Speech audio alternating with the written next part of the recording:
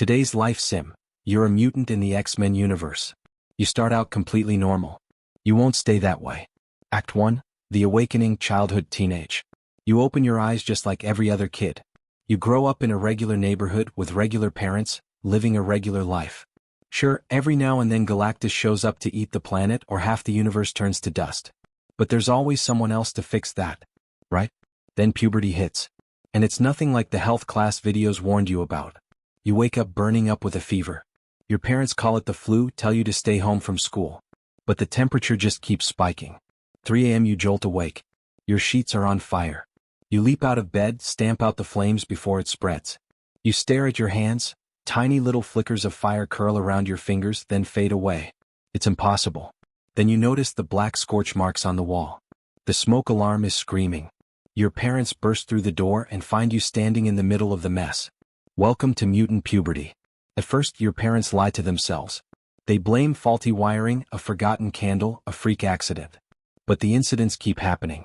Eventually, they can't outrun the truth. Their kid isn't normal. And in this world, not normal means feared, hated, a threat. Everything changes after that. Their hugs feel hesitant. They sit farther away from you at breakfast. You hear them whispering late at night, your mom crying, your dad talking about what to do with you, like you're a problem to fix, not their kid. Word gets out to the neighbors. You stop getting invited to barbecues. The kids on the block won't play with you anymore.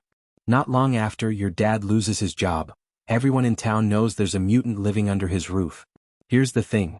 This world is full of people with superpowers. But for some reason, mutants are the only ones everyone hates.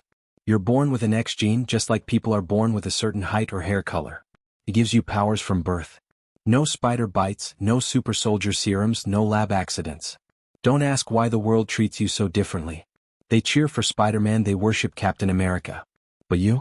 Born this way? Suddenly you're a freak, an abomination against nature. Every mutant's power is different, coded in their DNA. Most wake up to them during puberty. For some, it takes a massive trauma or stress to trigger them. Some people carry the gene their whole lives and never find out. Not you. You're now part of the most hated minority on the planet. Your parents still love you. But they're scared of you too. Then one night, the secret spills to the wrong people. A mob shows up outside your house, screaming monster and freak, throwing rocks through your windows trying to beat the door down. The door splinters open. And everyone freezes. A bald man in a crisp suit rolls in on a wheelchair.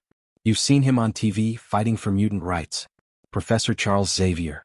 He puts a hand on your shoulder. Come with me. There's a place for people like you. Your parents don't hesitate to let you go. You leave everything behind. Today's life sim. You're a mutant in the X-Men universe. You start out completely normal. You won't stay that way. Act 2. The school, Xavier's School for Gifted Youngsters. He tells you you're special. He drives you to a grand old mansion hidden out in the countryside. Half the place is under construction. Turns out supervillain attacks mean the facilities get rebuilt pretty much non-stop. Other than that, it looks like something out of a fairy tale. Then you step through the front gates. And you realize instantly, this isn't a school. It's a fortress. It's packed with security tech decades ahead of the rest of the world. Some of it straight from the future thanks to cable. Kids your age wander the halls. Some look just like you. Others don't. A girl walks straight through a wall like the door doesn't exist. A blue-skinned kid with fangs swings from the ceiling rafters. A pair of twins sit in the corner, talking to each other without opening their mouths. This is where all the outcasts go. All the freaks the world is scared of. You get assigned a dorm. You meet your roommates. A boy with gills on his neck who sleeps in a water tank and a guy who's completely invisible. Cool. Welcome to Xavier's School for Gifted Youngsters. Congratulations, you're now a student at the most chaotic boarding school on Earth. Yeah, the facilities are top tier. They also get blown up every other week. Don't complain about the dorms either. You're expected to help rebuild every single time. It doesn't matter if your power is controlling fire. You still pick up a hammer and mix cement. Not everyone can shoot lasers or move things with their mind. If you can't fix the place with your powers, you learn the old-fashioned way. Regular high school PE is dodgeball and laps. Here. You get thrown into the danger room, a high-tech alien-built combat simulator. You learn to control your powers. Translation. You fight holograms of killer sentinel robots. If you're lucky, you get to fight a simulation of Storm instead. No one gets to skip.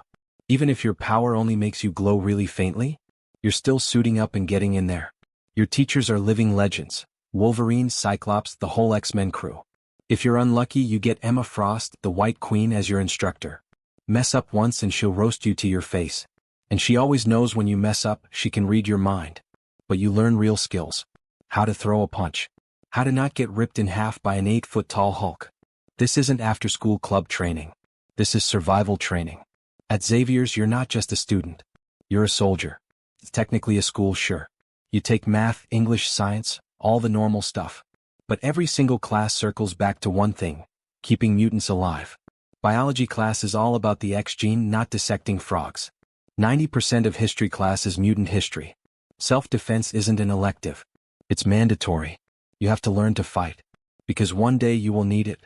Every student also has to put in 72 hours in the med bay. Getting hurt here is just part of daily life. Training accidents, villain attacks, you name it. By the time you graduate, you can patch up a teammate's wound as well as any medic. Think regular human roommates are bad? Try living with someone who phases through walls in their sleep, or someone who has to sleep in a fish tank. If your power is dangerous, your dorm gets reinforced walls. As a fire manipulator?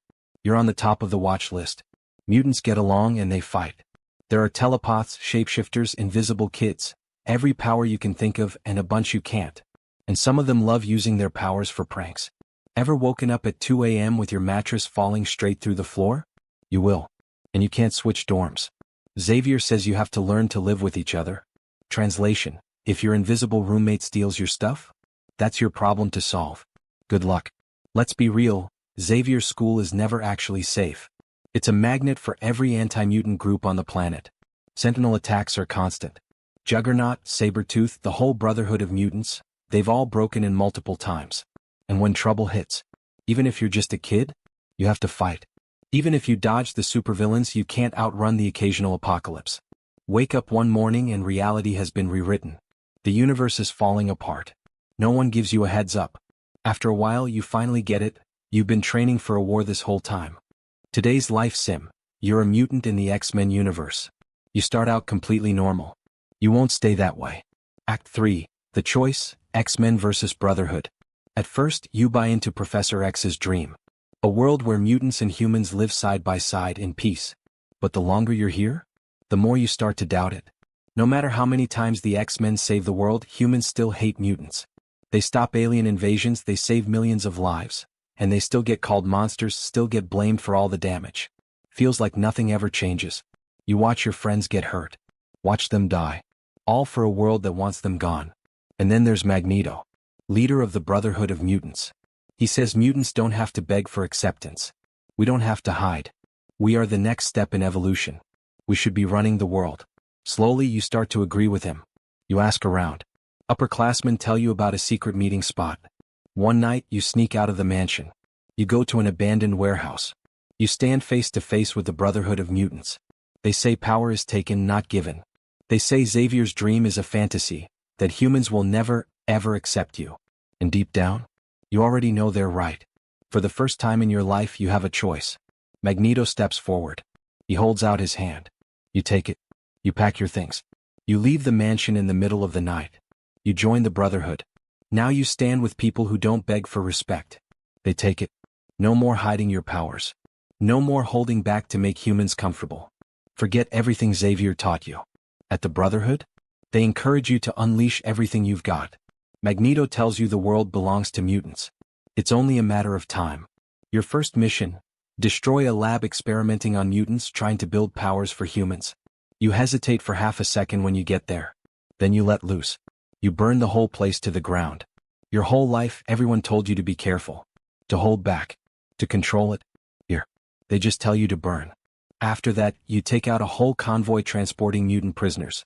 You set fire to an anti-mutant rally. Every fight, every mission, the guilt fades a little more. When the X-Men finally show up to stop you, you're not scared. You smile. For the first time in your life, you feel like you're winning. Act 4. The Fall and Redemption. Years pass. You climb the ranks of the Brotherhood. You become a leader, a fighter. People respect you. People fear you. But slowly you start to notice something you never let yourself see before. This isn't about protecting mutants. It's about conquering. One night, the Brotherhood attacks the Xavier mansion. Your old classmates, now X-Men, stand in your way. It all feels familiar backwards. Your old guild roommate spots you. He charges at you, furious as the east side of the mansion goes up in flames. You could take him out easily. But you freeze. For a split second you see that dorky kid you used to sneak snacks with after curfew. You hold back your fire. And then a blade bursts through his chest. One of Magneto's enforcers ran him through from behind. He drops dead at your feet. The Brotherhood retreats. But nothing will ever be the same. These people aren't your family. They're monsters. Later that night, Magneto finds you alone. He lays out his final plan. He's built a bioweapon. It only kills humans. It doesn't touch mutants. He's deploying it tomorrow. Magneto's army marches on Washington, D.C. You're right there with them. The city burns. Your flames paint the night sky red. You watch innocent civilians run screaming. Then the X-Men arrive. Your old friends, the ones you trained with, the ones who pulled you out of the danger room when you lost control, stare at you like you're the monster. And after all these years, you finally admit they're right. You're on the wrong side. Killing innocent people was never what you wanted. This is a war and you've been helping the bad guys win. You turn. You unleash every bit of power you have straight at the Brotherhood. You burn through their ranks, carving a path for the X-Men. Magneto doesn't hesitate. He twists every scrap of metal around you, pipes, rebar, shrapnel, crushing your bones, grinding you down. The pain is unbearable. But you don't stop. With the last of your strength, you hurl a fireball at the canister holding the virus. It incinerates in midair. You buy the X-Men the time they need to end this. The world goes blurry. You collapse into the rubble. You hear your old friends calling your name. You don't live to see the end of the war. But they remember you. They remember that you lost your way. That you fell for the lie. But in your final moment, you chose right.